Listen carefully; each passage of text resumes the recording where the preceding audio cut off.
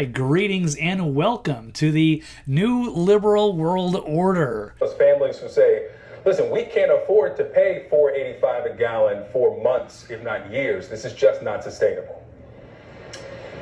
Well, what you heard from the president today was a clear articulation of the stakes. This is about the future of the liberal world order, and we have to stand firm. And what is that, you might ask? Well, it's where a group of elites is turning this planet into sort of a new model of neo-feudalism. And it's got some really obviously bad actors that are running the show.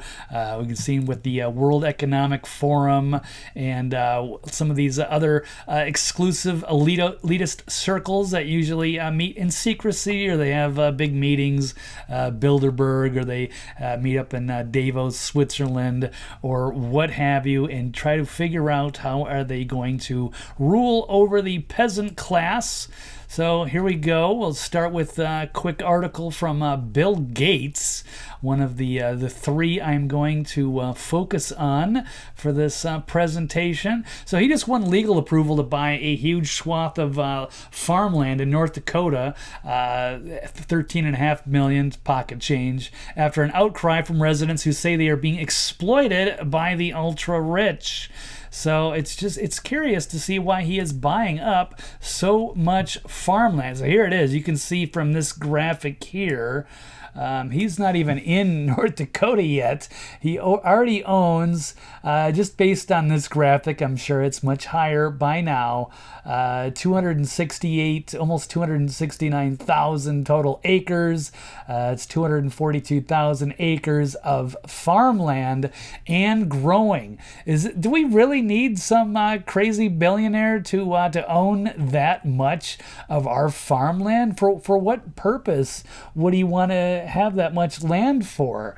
And this is a guy who's been connected to Monsanto in the past, pushing perhaps dangerous chemicals and making tons of money out of that, while hurting the bees and destroying the the food supply. And you've also got, he's of course obsessed with vaccines, giving them to the third world. Is it because he's such a great humanitarian, or is there other motives at play here? He's also behind, the big Common Core, the dumbing down of American children. What is this guy's great motive? And don't forget that he was great pals with Jeffrey Epstein. I don't know how many times, 37 times that he visited the island. Wonder what he was up to there. So why are we putting him up on this pedestal? Like, oh yeah, Bill Gates, he cares so much about humanity. Or is he just, buying off the media, and he's obsessed with population control? It does seem to appear. And then, of course, we've got the George Soroses of the world, also involved buying up tons of media. You don't hear much bad news about him. Some creepy Hungarian billionaire spending tons of money at media outlets for good press coverage, installing his radical agenda, buying off politicians, or putting in radical prosecutors across the country. You would think it would be an alarming situation. So imagine if that was Henry Kissinger buying up all kinds of conservative news outlets and prosecutors to put their agenda in. You would hear an uproar from the media, but you hear nothing but silence because they're getting paid. You can't criticize the people that are funding your operation, much like Bill Gates. And then, of course, you've got creepy Klaus Schwab of the World Economic Forum, who also involved in paying off politicians and media outlets for favorable. So any of the people that are supposed like left-wing activists that sit there and rail on Trump all day, or Fox News, or blah blah blah, if you're not criticizing the World Economic Forum, then you mean nothing. Then you're just a useful idiot for the DNC, and another tool and a pawn in the Klaus Schwab's grand overall game. He's the guy that's been notorious for for putting out the saying, "You'll own nothing and be happy." Wants to push the Great Reset, where it's not going to go well for the average person.